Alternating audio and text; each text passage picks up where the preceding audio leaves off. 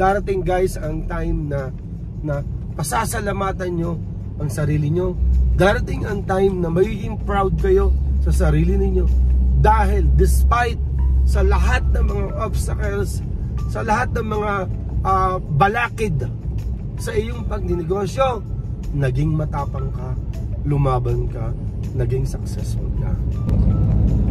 Hi guys, mga kanegosyo, Kasenza ka Pamilya, magandang araw ngayon. Alam nyo, napakaganda ng ating pag-uusapan na ito ay kasama talaga sa pagninegosyo.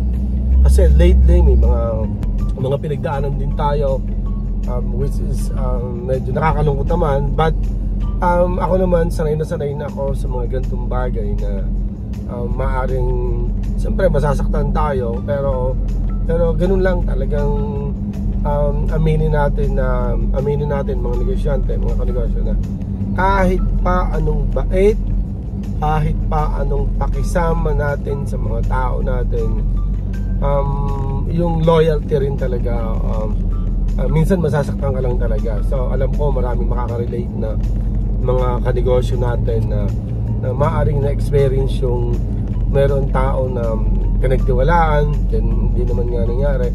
Then merong pinagbigyan mo na, may nagawa na siyang kasalanan, pinagbigyan mo pero gagawan ka pa rin ng masama. So part yan talaga ng pagninegosyo. So ngayon, pag-usapan natin mga negosyo, pag tayo ay nagnegosyo, or let's say may negosyo na tayo, kasama talagang may experience mo talagang kasama yung ikaw ay being misunderstood. Ibig sabihin, maraming tao ang hindi makakaunawa sa iyo. Guys, sigurado pwedeng yung pamilya mo mismo. Then pinakamalimit dyan talaga yung mga kamag-anak mo talaga na talagang maaaring may kaibigan, kakilala ka na hindi ka nila mauunawaan.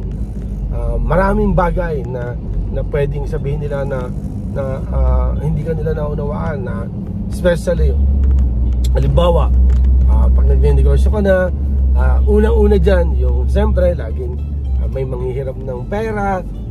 Siyempre ikaw naman kung negosyo, lalo pat hindi pa naman ganun ka-establish yung business mo, kinakapital mo, pinaiikot mo, ihiraman ka ng pera, hindi ka magpapahiram. Siyempre kahit anong ipaliwanag mo, palagi nilang sasabihin na madamot ka, nagmamalaki na kung mo negosyante. Kasi iniisip lagi nila pag negosyante, big time negosyante yan. So maraming bagay sila na hindi nila maunawaan sa inyo.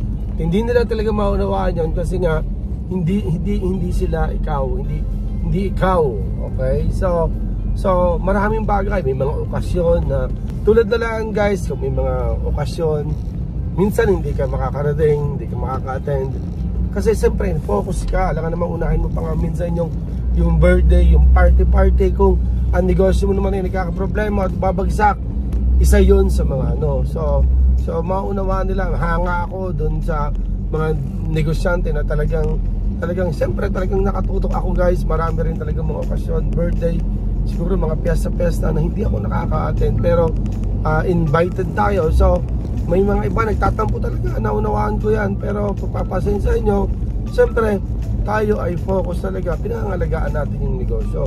So and then kung halimbawa may mga kakilala ka na ipapasok sa iyo na trabaho, minsan alam mo naman talaga na siyempre talagang gusto man tumulong, hindi naman talaga po pwede dahil hindi naman talaga sila qualified. Pero guys, ang masakit nito, yung halimbawa, siyempre kamag-anak mo, gusto mong tumulong kahit sa tingin mo na nga minsan, minsan I'm guilty ako dito na talagang ako aminin ko na may mga pagkakamali ako na sa kagustuhang makatulong, kamag-anak, tatanggapin, then dahil sa hindi naman talaga capable dun sa trabaho, hindi naman talaga deserving na yung trabaho, mapapagalitan mo minsan, mapapagsabihan mo, magtatampo pa sa iyo, empleyado mo tao mo, and then damay pa pati pamilya. Yan. So yun yung mahirap dyan, parang nangingilag ka, ikaw na nga may negosyo, ikaw pa yung ikaw na yung may-ari, pero parang ikaw pa ang nangingilag na murahin or even tanggalin. So ang masakit pa niyan pag tinanggal mo, pag halimbawa, pag tinanggal mo siya sa trabaho, sure ako diyan, kampi talaga sila diyan sa kanilang anak, sa kanilang kapatid bago sa iyo. So tumulong ka na, ikaw pa ang masama. So andyan na yan. Then ang isa pa, tagal-tagalan, tinanggal mo na, naghupa-hupa na yung galit, yung tampuhan, medyo nagkakaimi ka na. Then magsasabi ulit, bibigyan mo na naman ng pagkakataon. Then andyan na, binigyan mo na ng pagkakataon, hindi pa ginamit yung padalawang pagkakataon, talagang hindi pa rin magiging maayos ang pagtatrabaho sa iyo, tatanggalin na naman, panibago na naman ang away, panibago na naman galit. So guys, pero ang matindi dyan guys, ako na-experience ko guys, niloko ako, nagsinungaling, ninakawan na parang baliwala, tinanggal ko para lang tahimik na. Sa akin pagalit yung mga kamag-anak or siguro kapatid na sa akin pagalit okay. So okay, sige, papasensya tayo. Then ganun din so maraming beses na natutunan naman tayo, okay? Ninakawan ka na,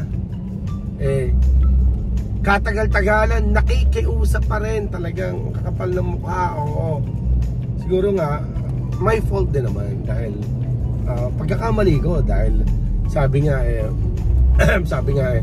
ang ahas daw kahit pagpalit pa yan ng balat or ng skin niya, ahas pa rin siya. So kung sa unang bala raw ay hindi kanya napatay, sisiguraduhin niya baka sa padalwa sharpshooter na siya. Kaya kung ang payo ko mga kanegosyo, kung may lumoko sa atin, may nagnakaw sa atin, may gumawa ng masama sa atin, lalong-lalo na kung sa negosyo natin, ang payo ko sa inyo, wag na natin pagbigyan ng padalawang pagkakataon. Baka nga napigbigyan nyo ng ilang pagkakataon, sa patatlo, paapat, pinagbibigyan nyo pa. Para sa akin, yan yung hindi nila alam, yung mga taong yan, yung mga kapamilya niyan, sila hindi nila naunawaan tayo bilang negosyante. Hindi nila naunawaan, marami silang hindi naunawaan sa atin. Ang kanila lang naunawaan yung pangsarili nila. Na feeling nila minsan aping-api pa sila, feeling nila sila pa minsan yung minamaliit o feeling nila na talagang parang hindi mo nila siya kinakilala. Pero ang tanong ko, yung bang mga nararanasan guys natin na mga negosyante is alam nila, hindi biro ang mga pital, hindi biro ang mag-manage ng mga tao.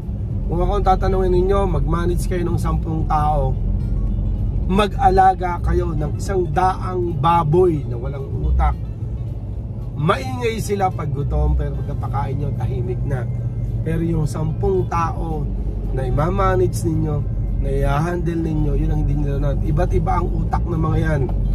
Meron dyan na mahalaga, importante sa kanila, simweldo sila, importante sa kanila, kumita sila. Minsan hindi na nila iniisip yung pinagtatrabaho na. Ang mahalaga lang sa kanila yung kumita. May mga iba dyan na parang stepping stone ka lang, o pag nakakuha ng chance sa ibang trabaho, kukuha na, o parang gano'n, may mga pinaplano. So napakahirap mag-manage ng tao. Ngayon, ang tanong, pag nalulugi, alam ba nila, pwede mo ba silang malapitan? Pag nalulugi ka na, wala kang maipasweldo, wala kang maibayad sa renta, okay? O paano kung halimbawa na biglang, siyempre una-una sa permit, sa mga hindi kasi nila alam kung gaano kalaki ang ibinabayad natin sa mga bills natin. Yung kuryente, yung tubig, yung rent, sweldo ng tao. Paano yung mga binabayaran natin sa munisipyo, yung mga business permit, BIR, yung mga tax, yung hindi kasi nila nauunawaan. Baka kala nila ganun lagi. Isa rin siguro na dahilan yung iba kaya talagang gumagawa ng ganun kasi naiinggit, sasabihin ako malaki ang kita, Pero hindi naman basta ganun lang yun. Siyempre, maraming pinagdaanan at pinagdadaanan ang mga negosyante na hindi alam ng mga kamag-anak natin or yung mga taong kinukuha natin. So, be considerate, be grateful naman na may trabaho kayo, na tinutulungan kayo. So guys, laban lang sa mga kapwa ko, negosyante. Ako naman, kaya nandito, pinapaliwanag ko sa inyo, mararanasan nyo yan. Kaya naman dito sa Negosyo Philippines talagang lahat is-share natin. Lahat gusto kong malaman ninyo. Kasi pag ninegosyo, ganyan talaga. Okay lang ako. Okay lang na ako na being misunderstood. Okay lang ako na maaring may mga kaibigan, kakilala, kamag-anak na maaring iba ang tingin sa akin. Maaring top ako. Sobrang strict ako. Sobrang ganun ako. Pero, hindi ko rin mararating yung mga narating ko kung hindi dahil dyan. Kung hindi ko inalis din yung mga tao na toxic sa negosyo ko, toxic sa buhay ko, wala rin siguro. Napakahirap na, guys, parang napakahirap na isasama mo sa negosyo mo. Napakahirap na makikita mo, makakasama mo yung mga tao na sa tingin mo naman, hindi naman talaga helpful or toxic lang, pampahirap lang sa iyo, parang tinig sa lalamunan mo. I suggest mga kanegosyo, guys, alisin niyo yung mga taong yan sa buhay ninyo. Isama ninyo yung mga good vibes, isama niyo yung mga matatalino, isama niyo yung mga may malasakit. Ganun din sa pagpili ng mga makakasama na magiging kaibigan. Iwasan natin yung mga tao na pag kayo magkakaharap, ang pinag-uusapan ng ibang tao, ang pag-usapan natin is business, ang pag-usapan natin ay pera para tayo lumago. So, darating guys ang time na pasasalamatan nyo ang sarili nyo. Darating ang time na magiging proud kayo sa sarili ninyo. Dahil despite sa lahat ng mga obstacles, sa lahat ng mga balakid sa iyong pagninegosyo, naging matapang ka, lumaban ka, naging successful ka. Again, sabihin nyo sa sarili nyo, okay lang sa akin na hindi ako maunawaan ng ibang tao. Basta hindi ako babagsak. Basta magiging successful ako, makakatulong ako sa mga taong may malasakit, sa mga taong tumulong sa akin nung ako nagsimula, sa mga taong hindi ako iniwan, sa mga taong pinaniwalaan ako, lalong-lalo na sa ating pamilya. Mga kanegosyo, hindi biro ang magnegosyo. Sa mga taong hindi negosyante, siguro nga, ganun talaga, wala tayong magagawa.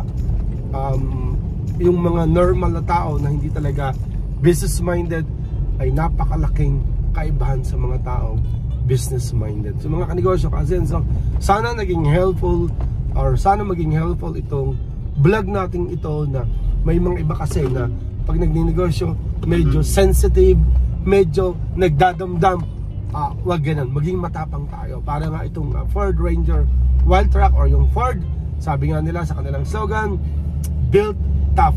Tayo mga negosyante, built tough tayo. Dibdib, warrior. Mga negosyo, Ka-Asenso, Ka-Familia, God bless. Good luck po. Laban lang tayo. Bye-bye po, bye-bye po.